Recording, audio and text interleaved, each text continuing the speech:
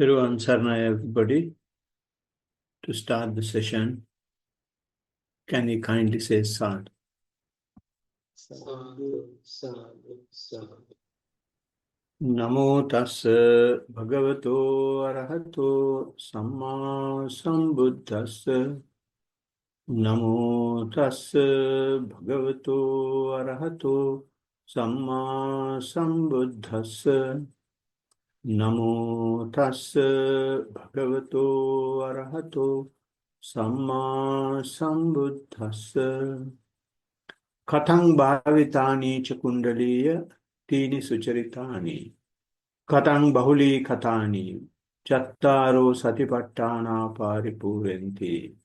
Sadhu, sadhu, sadhu.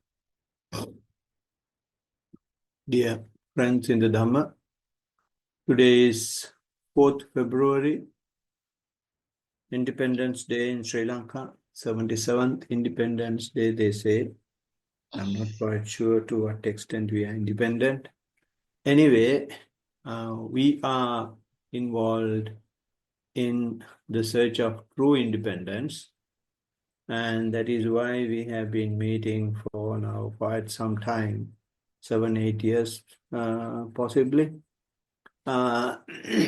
and have been continuing this practice. And as part of the practice session, which goes on a weekly basis, we have this discussion. We have this talk. And in the talk, we dwell into experiences and aspects that are relevant to the practice. So for this particular talk, as we all know, we have been discussing Kundaliya discourse, which we find in connected discourses under mountain section. So the particular verse I just recited is from that discourse, and the meaning of the verse is person who is having the discussion with the Blessed One is asking what is to be developed and cultivated to complete 4 foundations of mindfulness. And then the Blessed One says, you will have to get rid of unacceptable physical and verbal conduct and develop physical and verbal good conduct. Let me repeat it. You will have to abandon physical and verbal bad conducts and develop the good conducts. So then that is done. So then we will be entering into 4 foundations of mindfulness. And also he says, similarly, you will have to abandon the bad conducts of the mind and cultivate the good conducts of the mind. So in this process, we discussed that we will have to be alert of what we do physically as well as verbally.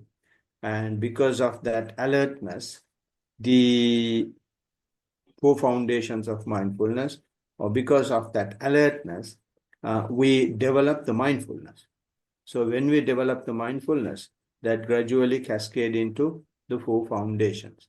So we have discussed this in detail in the previous session, especially in the last discourse, last talk.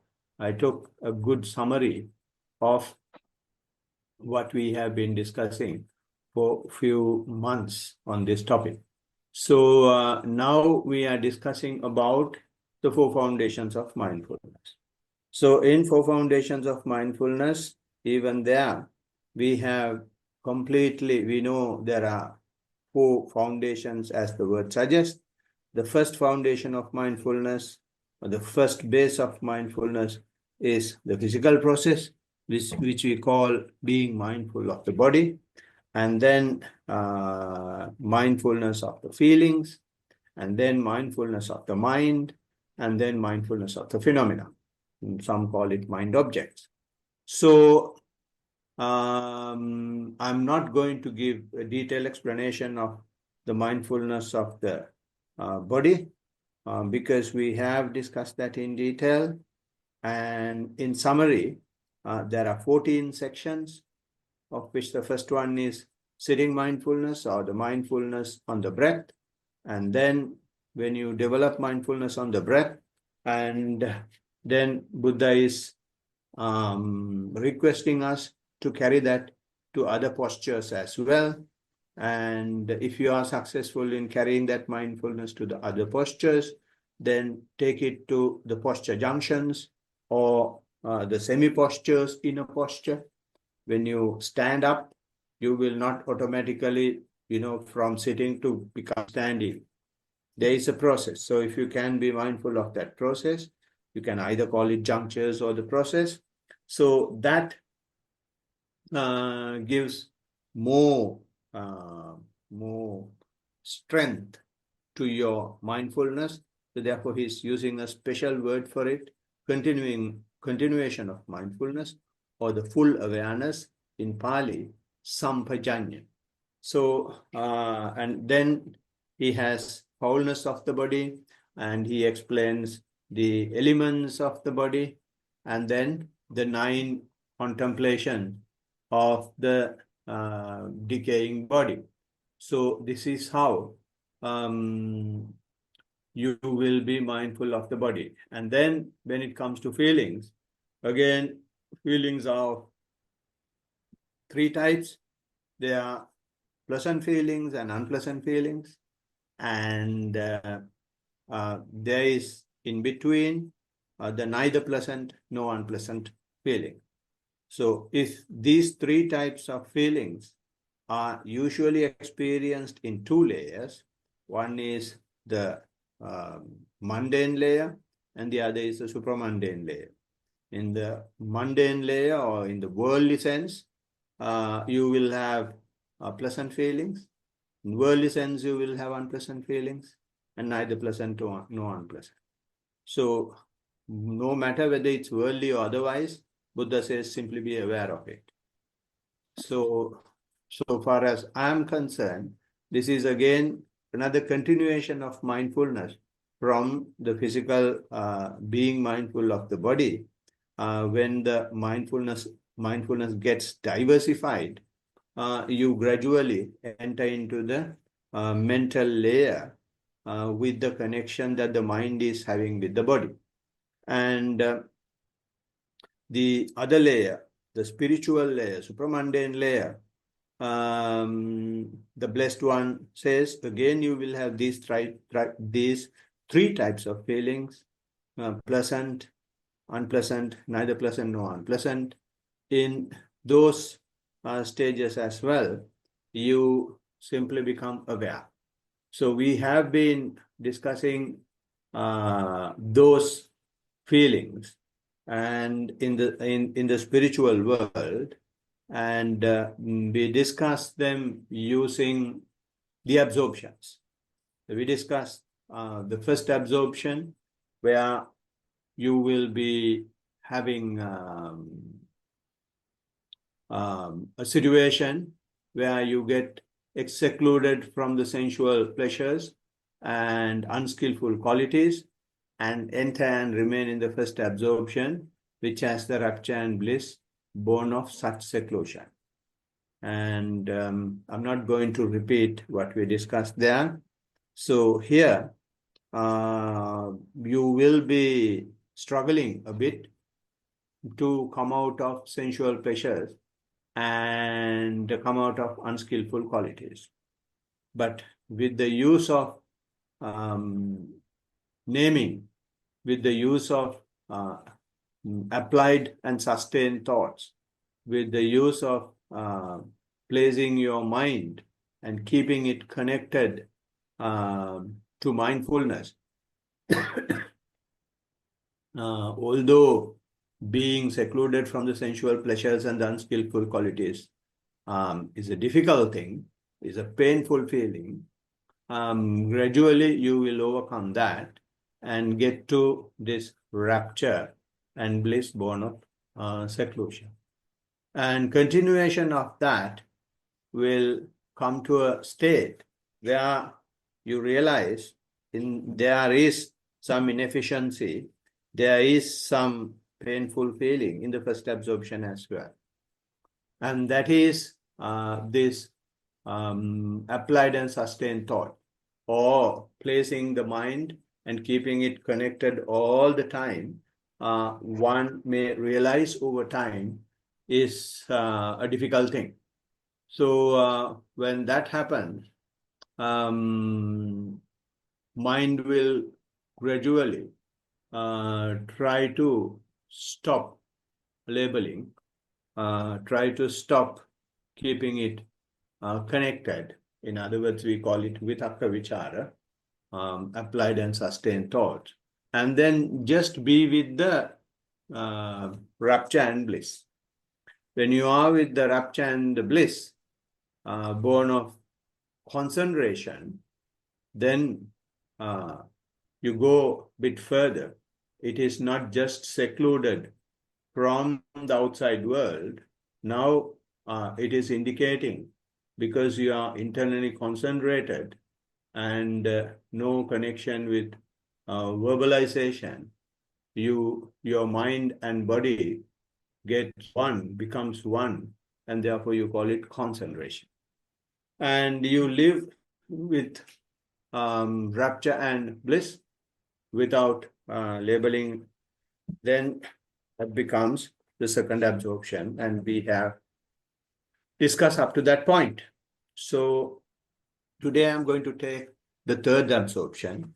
In other words, the pleasant feeling that is that will get generated in the spiritual world, especially for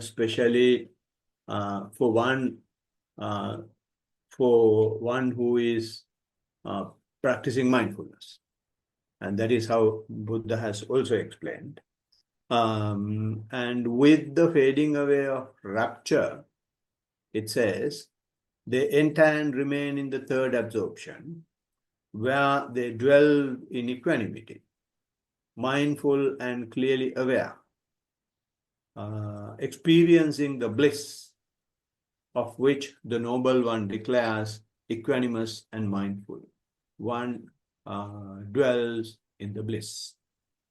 And in Pali, you call it Pritya cha viraga, upekkako cha viharati, sato cha sampajano, sukhancha kayena patisamvedi, yantang arya chikkanti upekkako cha satima sukhavihariti, tatyang jnanam upasampajya viharati.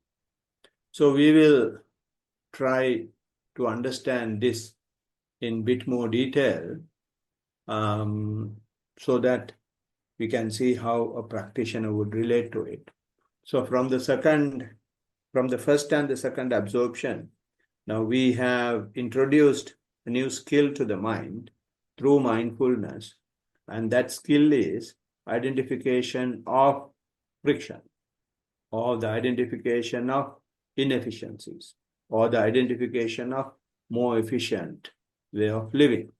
So this is what the Western world is trying to exploit into their advantage using mindfulness. And we'll have to keep in mind, mindfulness is something that cannot be exploited by any donkey. Buddha has developed, or not Buddha has developed, it is a human quality. Buddha has discovered, and that quality is directly connected only to the ultimate bliss, ultimate happiness, not to any of these petty so-called happinesses. So without going any further in regard to the criticism, we will take this absorption. I'll take the Pali terms so that we can be more connected with the Buddha. It says Pritya cha viraga. Meaning of it is fading away of the rapture. So when you say fading away of the rapture, this is we know rapture we will have in many ways, starting from it's the happiness of the mind, which mind tries to highlight, which mind is trying to exhibit through the body. So, although it cannot exhibit through the body, it is making mental volition to tell the practitioner that your body is like this. Actually, the body is not like that, but is giving the perception that the body is of a particular way, so that mind is able to enjoy the happiness that the mind is having. Because all this time, mind has been used to enjoy its happiness in the worldly sense through the body. Say, for example, when you feel really happy, you start clapping. And that's why clapping is usually happening when we teach kids. That gives happy mentality. Or if you are too happy, then you will have tears of joy. And if you are another way that you will express your happiness is you may start singing or dancing. So these are the ways that you express happiness. And therefore, because of that habit, even when you have spiritual happiness, mind is using the body to enjoy the happiness. So therefore, some people feel ants crawling in the body, or the worms moving in the face, things like that. And when it develops, you feel electric shocks, or you may feel like sudden lightning, things like that. And then when it further improves, you may see strong current, strong upliftment, strong you may feel floating, etc., very lightness in the body. So like that, it keeps going, and some may feel very, very devoted, very grateful to Buddha, Dhamma, and Sangha and the teacher. And they make all sorts of hand and body gestures when that happens. And some may feel that you are really in a water balloon, or you are in a water cave, or you are immersed in some way water. So these are some stages of stages of mental volitions, which creates rapture. So these are not actually happening, but that is how you feel it. So what happens is you had this rapture in the first absorption, and that was intensified in the second absorption when you drop vitakka vichara, when you drop applied and sustained thoughts. Now, since mind is trying to gradually understand the next inefficiency, the mind is having two things to compare with. Not that it is actively doing it. It is a habit that the Buddha is introducing into the mind, because mind is always looking for happiness. So he has used that weakness in the mind and introduced the happiness out of the sensual world. So when that happiness comes out of the sensual world, mind sees that it is much stronger happiness than the sensual happiness. So now the mind is gradually taking the craving towards that happiness. So therefore, mind is always actively involved, although the practitioner does not see it as such. and that is what is happening in the background psychologically. A mind is trying to compare the state in which the practitioner is, and then identify which one is more inefficient and which one is more giving more pleasure. So in the second absorption, the practitioner is experiencing the rapture and bliss, rapture and happiness, born of concentration. And those are the only two things that he is continuously dwelling in the second absorption. And when he continues the practice, when the mind is gradually looking for the better one, when it comes to the maturity, when the second absorption comes to the maturity, mind gradually starts understanding the rapture is a troublemaker because it is giving all sorts of this bodily perceptions, and that keeps the mind more active, and because it is creating so much of mental volitions, because you don't have physical volitions now, you don't have verbal volitions now, but so much of mental volitions because of the rapture. So when the maturity is taking place, mind gradually gets used to these raptures and what do you call the joy, the happiness, the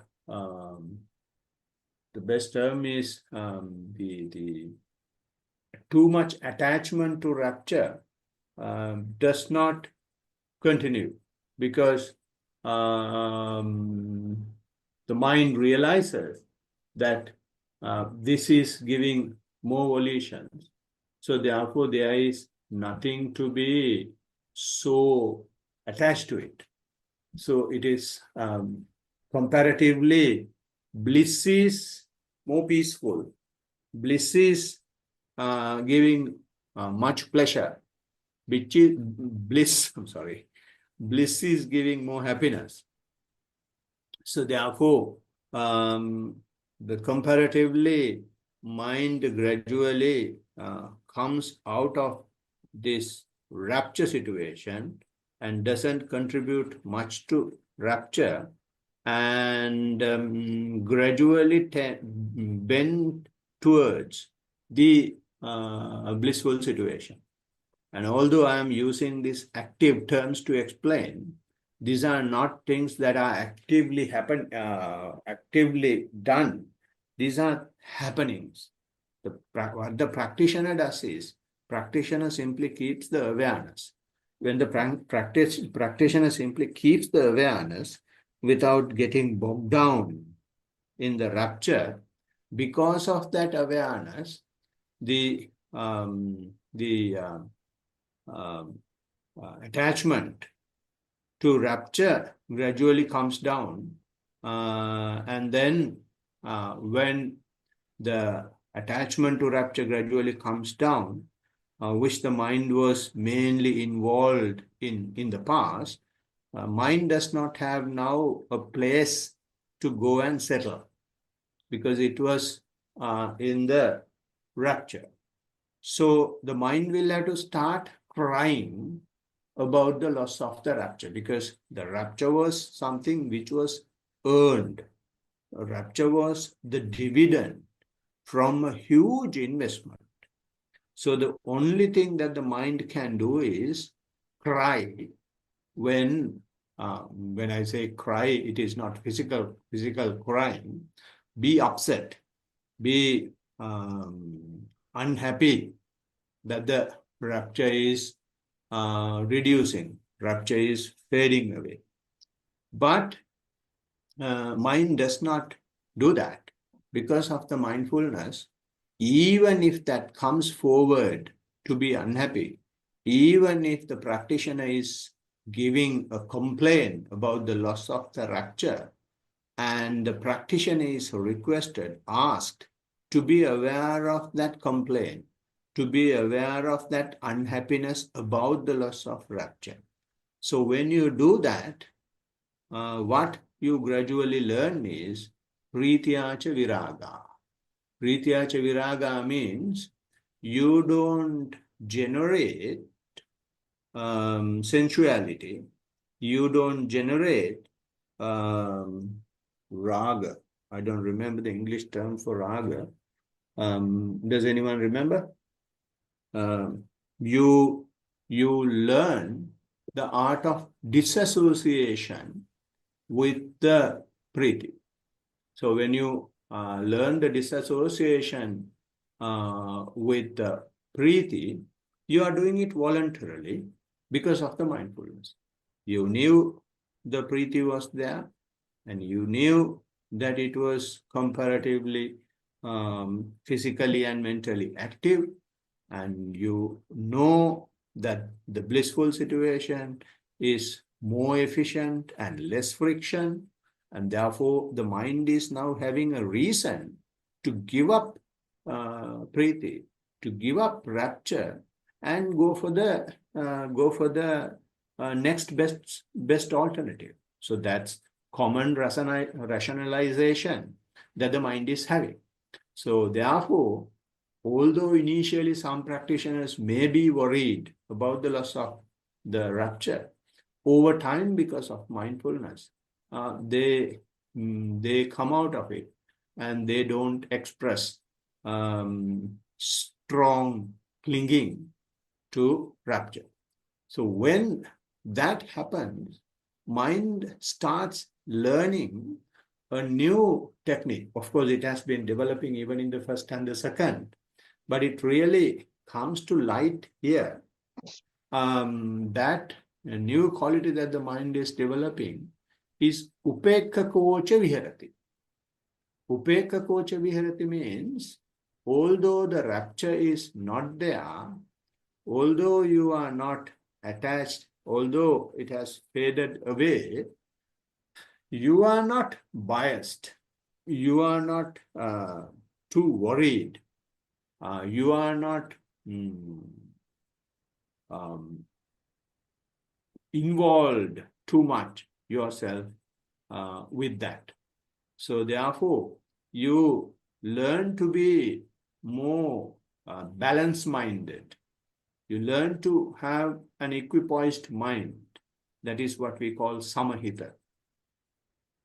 And that equipoised mind is called dwelling in equanimity, right? So the mind is now learning equanimity. Why we call it is learning equanimity is because this is something that you have gained, and that very same thing that you gained is lost. And you have gained, and you have invested all your time and energy in it, and then gained this. And because of the same exercise, you are losing it. And then the mind has got to mature. When the mind matures, because of the mindfulness has been simply all this time teaching the simple awareness and simple observation. That simple observation now is getting into a very strong state where the results, fruit of observation is also getting lost, and the mind becomes aware of those losses as well. So therefore, it is called upekha kocha viharati. And this, when upekha kocha viharati happens, or the dwelling in the equanimity happens, it says satocha sampajano. So this happens because of sati sampajanya. In other words, mindfulness and clear comprehension, or clear awareness, or full awareness. So I would like to remind you what sampajanya, or what clear comprehension is. And the chief abbot, the former chief abbot of Panditarama, Venerable Pandita, Pandita Bhuvanso, I think. He has explained this in a very nice manner. The word sampajanya, he dissects into three. He picks the word sang, he picks the sampajanna, he picks nyanya. Is dividing this word into three. So he says sang means self, swam means self, by on your own, not the self mentality, on your own.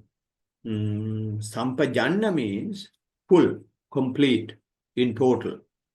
Jnana means the jnana, the knowledge. So when you put these three words together, it's the knowledge, it's the total knowledge that someone gains by himself. Own total knowledge. So this is why I prefer the word full awareness as opposed to clear comprehension. So why I took that explanation to Sampajanya is because when you take your practice, your mindfulness is continuing. In Sampajanya, in order to have full awareness of something, to have your total knowledge, there is a quality that you have got to develop. That quality is you will have to have continuous mindfulness. Unless you have continuous mindfulness, then you will get stuck. So to have continuous mindfulness, the Blessed One at the very beginning of the four foundations of mindfulness said, keep the mindfulness to the fore. So if you keep the mindfulness to the fore, you have got nothing to do. You will have to simply learn the art of not doing anything. So when you learn the art of not doing anything, you will go from your sitting to other postures. You will be mindful. So that is continuation of mindfulness. And when you are doing your walking, your attention will go to sounds and you become aware of it. Your attention will go to sights, you become aware of it. And your attention will go to thoughts, you become aware of it. Your attention will go to pains, you become aware of it. And similarly in sitting. And when you become aware, although the object has changed, your attention has not. The mindfulness is continuing. And similarly, if I go to Kayanupassana again, being mindful of the body again, so when you do, when you take your attention to the posture junctions, posture junctions, and when you take your attention to sub-postures in main cardinal postures, then your attention is becoming even sharper.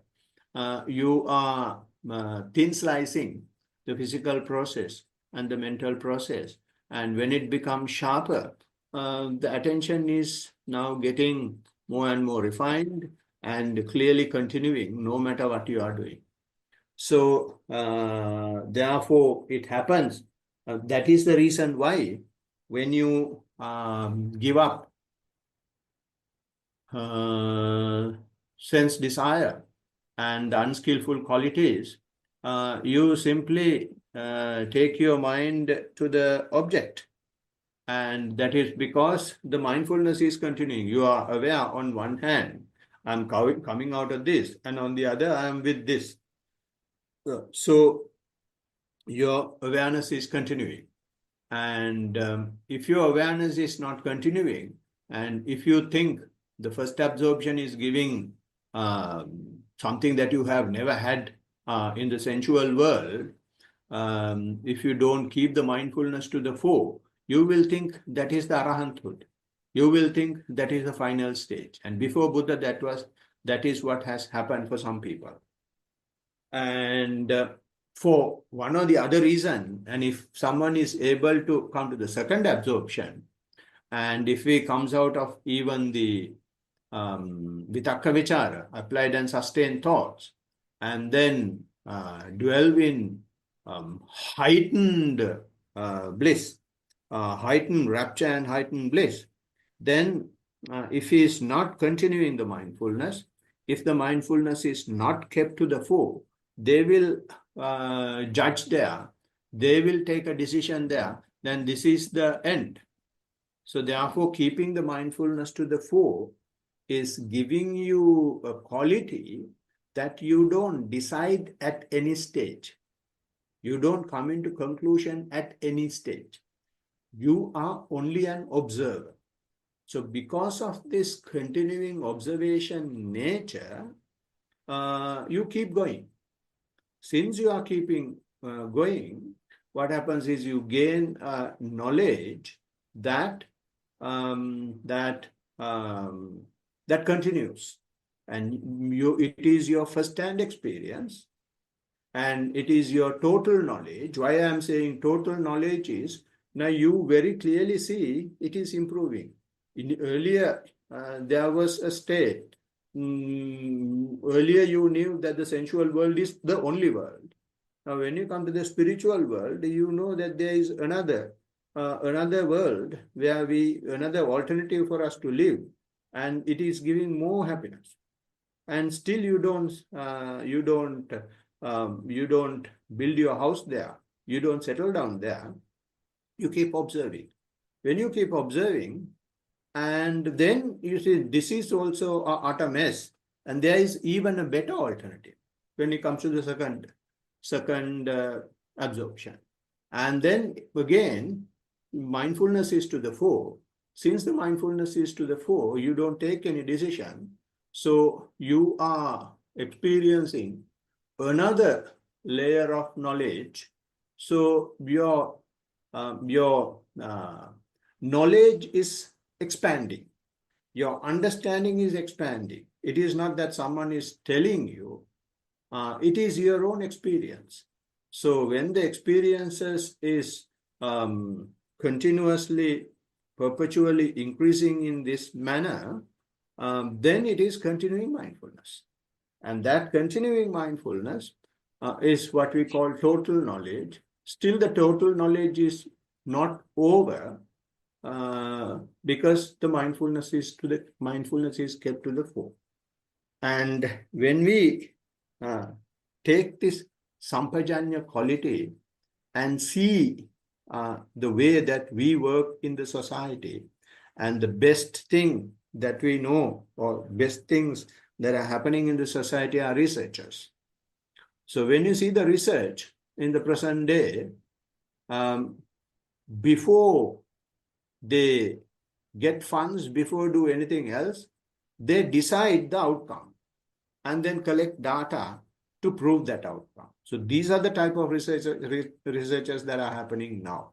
I'm not saying all the research is happening in that way, but we know some of the things that is what they are trying to prove.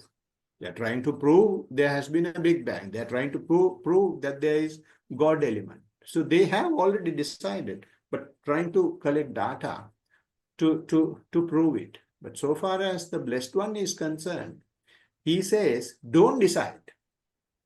Simply keep observing. Don't come into a conclusion. So that mentality will develop only and only with keeping the mindfulness to the fore. And so this is something that I'm trumpeting everywhere, every time. Keep the mindfulness to the fore, no matter where you are. So then you come to this stage of your own thing that you have generated, the rapture is getting lost. You don't give a damn. Only thing you do is you keep observing. When you keep observing, you learn a better mental quality, a higher mental quality, more peaceful mental quality, which we call upeka. And if you make a decision that no, Preeti has to be there all the time, then the friction arises. So, therefore, this when the rapture fades away, you develop this equanimity because of satocha sampajanyo, because of continuing mindfulness. It is mindfulness as well as now mindfulness has picked up, and mindfulness is operating fast, moving fast, and you just let it go. You don't try to take a decision. And today, if you say Brisbane River or whatever river you have, that river is having a length from that place to this place. So who can say that the Brisbane River is not having water from anywhere before that, before the 0 point? Nobody can say.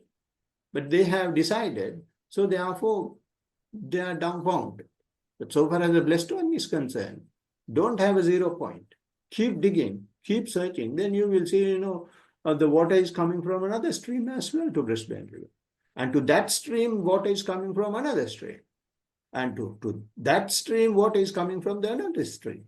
So if you keep searching, it goes very deep, and you will have a complete total knowledge. And that is what Buddha is doing here. He says, you don't have a 0 point. Keep observing, and you will go deeper and deeper and deeper. And this is what is happening in the explanation of this jhana. And the Buddha is taking this now. Although the sampajanya has been happening in the first and the second, he is taking it now to show the strength of sampajanya. The strength of sampajanya is because of sampajanya, because of mindfulness. The upeka, the equanimity has arisen. When your own child is gone, when your own child, you gave birth and you brought him up and it's gone. And that is Preeti. But you maintain equanimity. So, that when you maintain equanimity in that manner, the Blessed One says here, Sukhancha kayena patisangvedi. So when that mental volition of rapture is now faded away, his entire attention is kayena patisangvedi, with the body. He's experiencing the bliss in the body.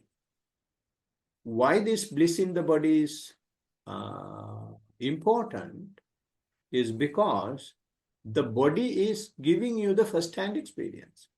Body is never lying. Rapture, in a way, is a lie, because it was something which was not there, but the mind was creating volitions to tell you that it is there. So we get caught up in that mental lie if we don't have sampajanya.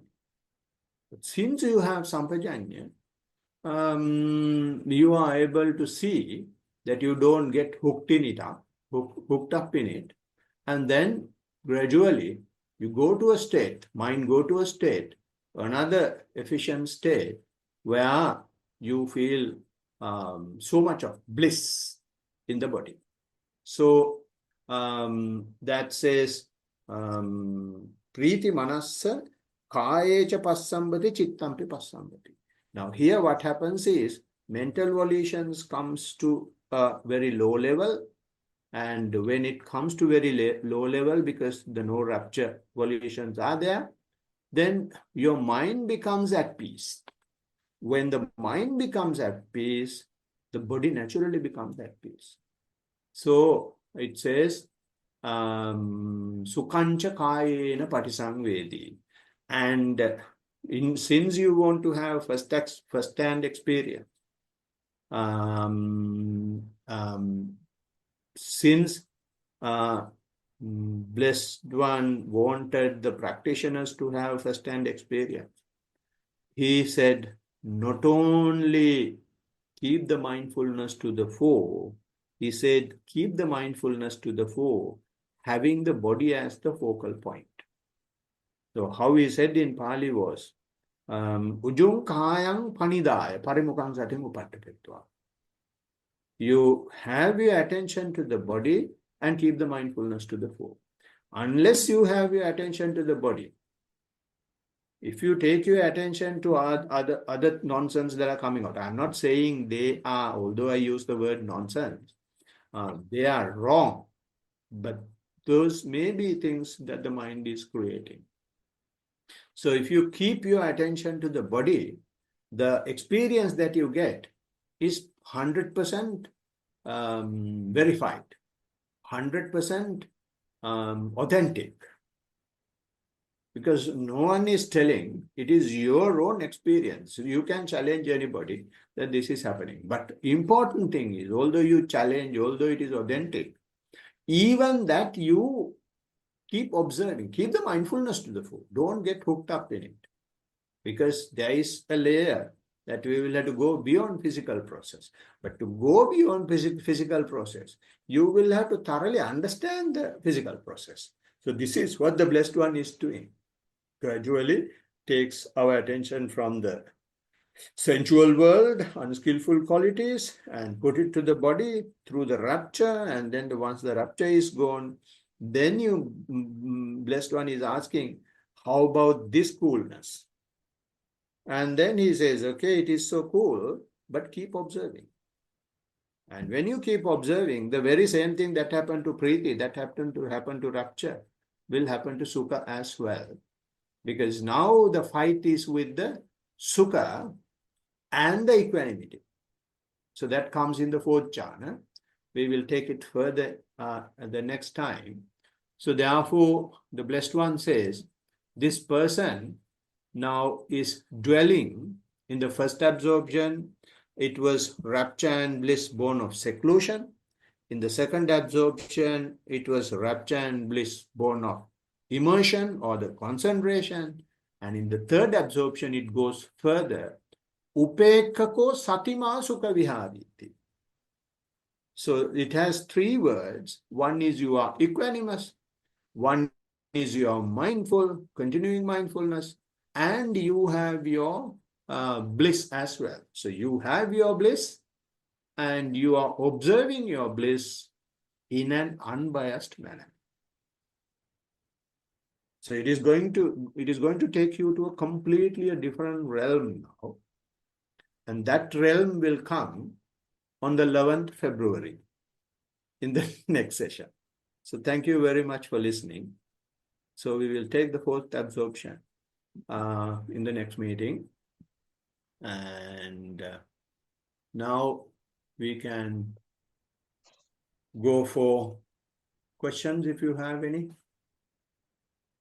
discussion points.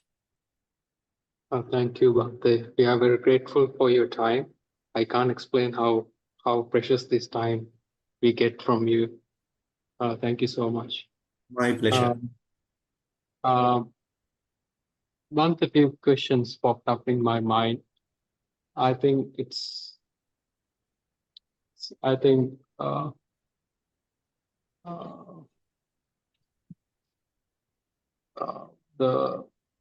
the way you explain the jhanas, how they progress is, I think, very, very clear.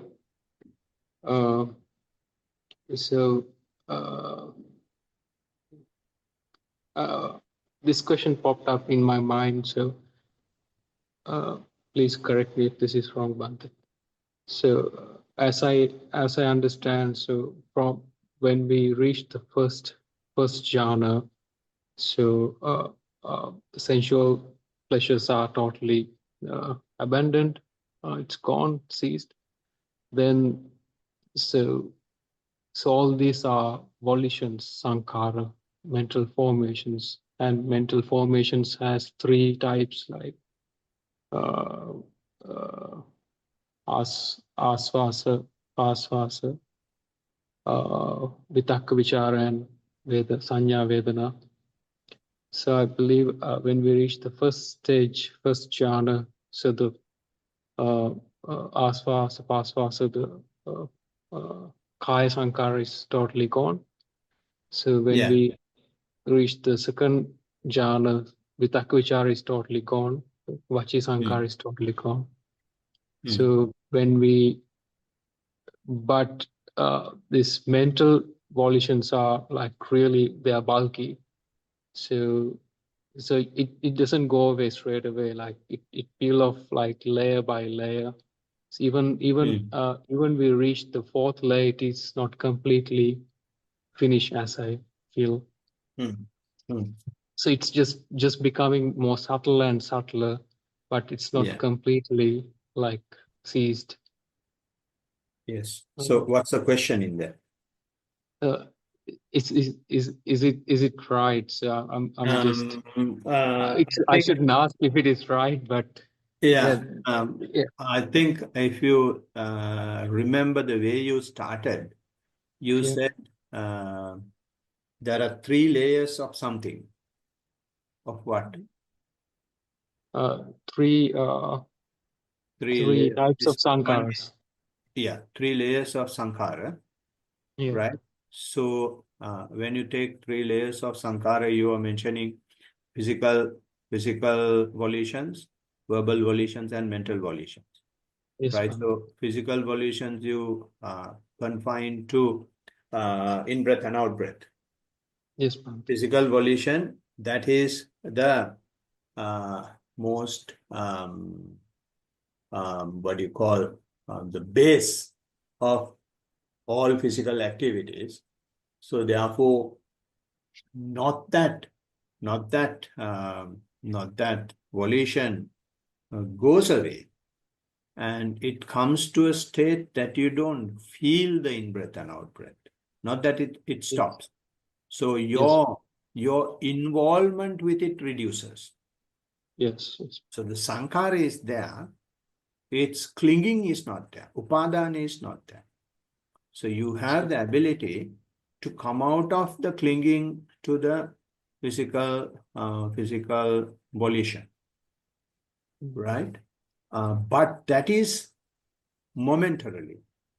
That is only when you are applying your thoughts and when you sustain your thought. During that time it happens. When you come out of it, it goes back to normal. Right? So in the first absorption, to say that the physical volitions are over is wrong. Yes. And to say that the verbal volitions are over is also wrong. Because what happens there is we connect all 3 in the first absorption. In the first absorption, we connect through the verbal volition. We connect the physical volition as well as the mental volition. So that happens from removing a very gross physical volition we had in the sensual world. And also a mental side attached to the sensual world. So all 3 volitions are there in the first absorption, but they are aligned. Right? But when it comes to the second absorption, then there vitakka vichara is dropped. Applied and sustained thoughts are dropped. The other 2 are together, very close now, very friendly now. Physical and mental volitions are thick pals. That is why the mind is able to create so much of rapture. Mental volitions are high because from the middle, the labeling is not there. So when it comes to the third, of course, the physical volitions are also now gradually fading away. And the third, it's fading away, but still not completely gone. It will go, you will go out of the physical volitions only when you enter into arupa. Until such time, you have some perception. But of course, clinging is dramatically reducing. Hope it makes sense. Yes, Bhante. Another thing popped up in my mind. So if we consider this with the context of 5 aggregates, so 5 aggregates is again representing our subjective experience. Yeah. So when we develop mindfulness and passing through these jhanas, in the context of 5 aggregates, I think Rupa Skandha is again very, actually we are in the sensual world. In the first jhana, it's Rupa Skandha, all the 5 aggregates are in pure form. Then towards the second jhana, Rupa Skandha is not very profound, like it's not very prominent, not profound, not very prominent. In the second,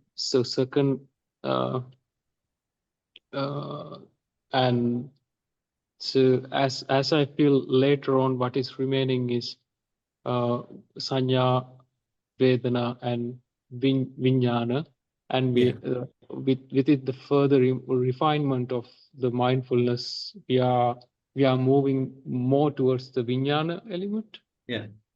Let me, is it okay if I put this question to the audience? Yes, Rest of the people, what do they say? Chatu, what are you saying? Do you understand what he's saying? No, you have to say again. He was next to you. And I will tell and see whether what I'm saying is correct, Kusal. Now, what he says is we have these 5 aggregates. And when we progressively mature in the practice, especially through absorption, he's saying we are gradually coming out of each aggregate from the form and from the feelings, and then come to perception, so on and so forth. And finally, we will end up with consciousness. Is that what you are saying? Yes, Bhante. Not completely like abandoning, but they are not profound, like they are not active. Yeah, he's saying not prominent. So what do you think about his statement?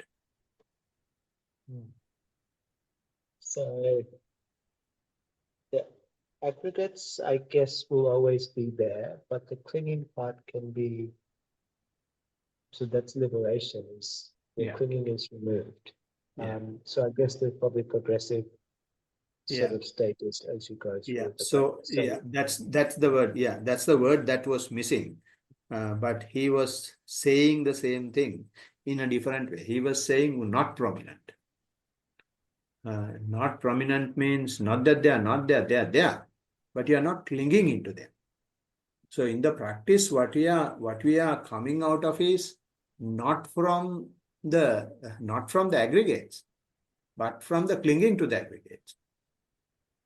So when you come out of the clinging to the aggregate, it goes to a situation that you will not feel your body at all. That does not mean that your body is dissolved. Not that when you come out of feelings, that does not mean that that your feelings are not there. You don't identify yourself with the feeling. If you want, when you see there are feelings, but you have gone through them. So the word prominent should get replaced with the word not clinging. So that is what is happening. So it's fairly very close understanding. So you can explain in that context as well. Yes, Bhante. Thank you, Bhante. Certainly. Everyone's Anything else?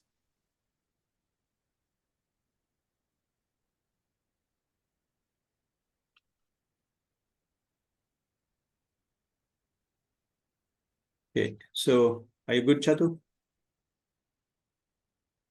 No questions from me. All right. Okay. Right. Vinavi Mugopian. මටත් මුකුත් ප්‍රශ්නයක් නැහැ ස්වාමීන් වහන්සේ. හොඳයි.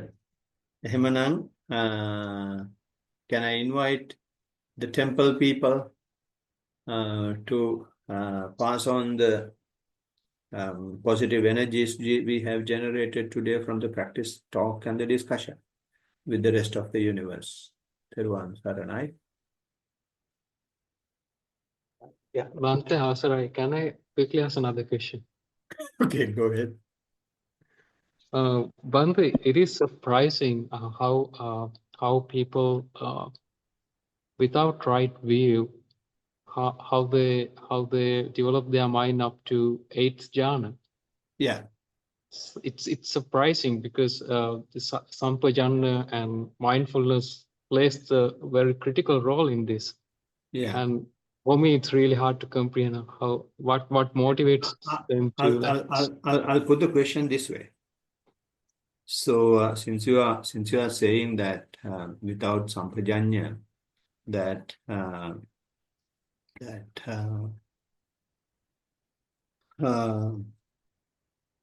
they can't come to a jhana.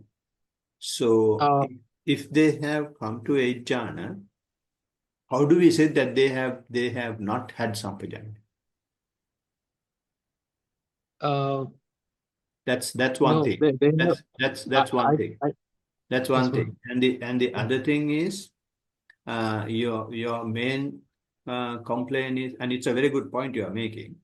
And main complaint you are making is that the right view.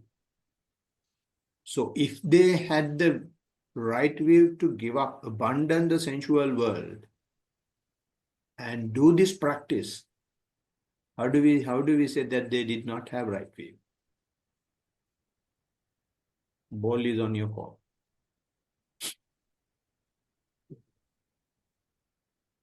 Yeah, I think without Dhamma we can't say that. It's actually based on Dhamma we are saying, but otherwise I agree with the fact there's right view and sampajana. Yeah. But when it comes to the main thing is the point. This is where the Buddha was so valuable to the universe. Not to explain jhana, but to go beyond jhana. Yes, so the simple thing he found was the technique to go beyond jhana, and that lies only in Ujjung Kayang Panidaya Parimukang Satyam Patthi. Only in those 4 words. Only in those 4 words. A lot of people may not agree with me, but I have experiences. I have experiences from other people. There is so much of evidence in the Sutta Pitaka that this is the key to the practice. So coming back to your question, they had sampajanya. Although they had sampajanya, they did not have sampajano satima. Blessed One is asking to observe the body, to observe the feeling, to observe the mind, to observe the phenomena, not with sati sampajanya, but to observe it sampajano satima. Sampajano satima means sati gets back, and then continuation of the mindfulness goes forward. And the Blessed One explains that Sati Sampajanya Bhikkave Sati. In Sati Sampajanya Sutta, the Blessed One says, you should not have just Sati Sampajanya. You should know that you have Sati Sampajanya. So since that knowing was not there, 8 jhana, they had to say that this is the final. And it is not 8 jhana. If you see the Brahmajala Sutta, there are 62 instances in which they get hooked up because they have Sati Sampajanya up to the point that they say it is what you call permanent and it is self. But they don't observe that state. They don't observe that state because the mindfulness to the 4 is not there. So Sampajano Satima will arise only if you keep the mindfulness to the fore. Then when the mindfulness matures to Sampajanya, when the mindfulness matures to full awareness, you become aware of that as well. Like the Badulu train, the train goes, the engine from behind is just pushing. So Sampajano Satima is the key to go out of this, go out of the hook that they have in jhana and whatever decisions they make when they come to a particular state. And coming back to the view thing, the most important thing in the view is they have the right view because they have given up a lot of things. But they don't have the ability to come out of the self view. That is a very strong view, even if you have the right view. Right view is having two sections. One is the worldly section. Worldly section, the blessed ones is sasava punyabhagya upadivekakka. You will have ashrava. What do you call ashravas in English? Influx. Huh? Influx. Influxes. And sasava punyabhagya, and you will be very, very happy because you are giving so much, and lot of bliss and happiness will be there. And upadivepakka, and those two will create a next life. But when it comes to the mundane, it should be anasava. So anasava magganga, that comes only with keeping the mindfulness to the fore. So only when you keep mindfulness to the fore, you will not take a decision. When you don't take a decision, the self has no chance to come into play. If you take a decision, only the self is deciding. So therefore, the two terms specifically, the keeping the mindfulness to the fore is, for me, almost Buddha. That is what he introduced to the world, and the world is not talking about it. They talk about mindfulness, but not keeping to the mindfulness to the fore. Everyone, Sarana. Thank you, Bhante. Bhante, I know Sampajano Satima is in Satar Satipatthana Sutta. Any other sutta that exactly that wording is repeated? No, Sampajano I mean, so far as I haven't seen any definition as such. But from the practice, when we see, what happens is, especially when it comes to Dhamma Vichaya, things are happening and you can't poke your fingers. So you avoid poking your fingers because you know you let whatever happens to happen, and you don't sleep, you are awake behind.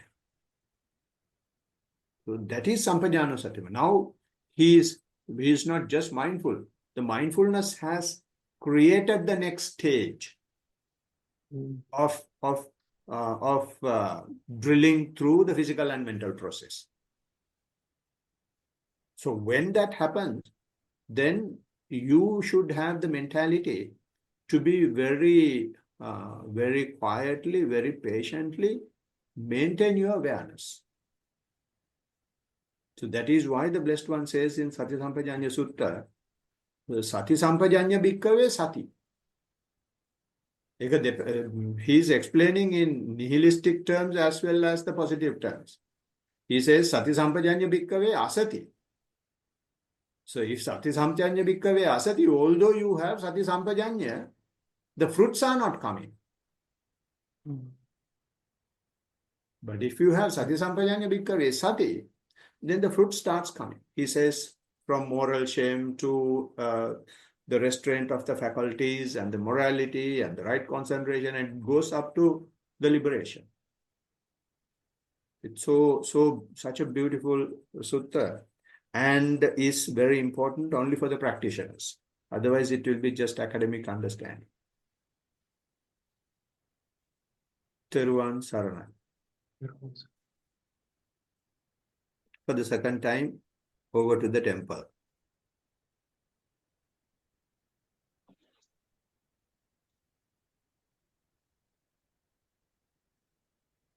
May all devas share this merit which we have thus accumulated for the acquisition of all kinds of happiness and prosperity. May all other beings share this merit which we have thus accumulated for the acquisition of all kinds of happiness and prosperity. May all the beings share this merit which we have thus accumulated for the acquisition of all kinds of happiness and prosperity. May all beings inhabiting space and earth, devas and nagas of mighty power, having shared this merit, long protect the dispensation. May all beings inhabiting space and earth, devas and nagas of mighty power, having shared this merit, long protect the teaching. May all beings inhabiting space and earth, devas and nagas of mighty power, having shared this merit, long protect me and others. If by deed, speech, or thought, heedlessly I have done any wrong, forgive, O Master, O Victor, greatly wise. If by deed, speech, or thought, heedlessly I have done any wrong, forgive, O Dhamma, to be seen here and now, timeless. If by deed, speech, or thought, heedlessly I have done any wrong, forgive, O Sangha, practice well, the incomparable. Let this merit accrue to our departed relatives, and may they be happy. Let this merit accrue to our departed relatives, and may they be happy. Let this merit accrue to our departed relatives, and may they be happy. By the grace of this merit that I have acquired, may I never follow the foolish, but only the wise up to the time I attain Nibbana. By the grace of this merit that I have acquired, may I never follow the foolish, but only the wise up to the time I attain Nibbana. By the grace of this merit that I have acquired, may I never follow the foolish, but only the wise up to the time I attain Nibbana. Sadhu, sadhu, Sadhu, sadhu. sadhu, sadhu. Blessings of the triple gem to all of you. And I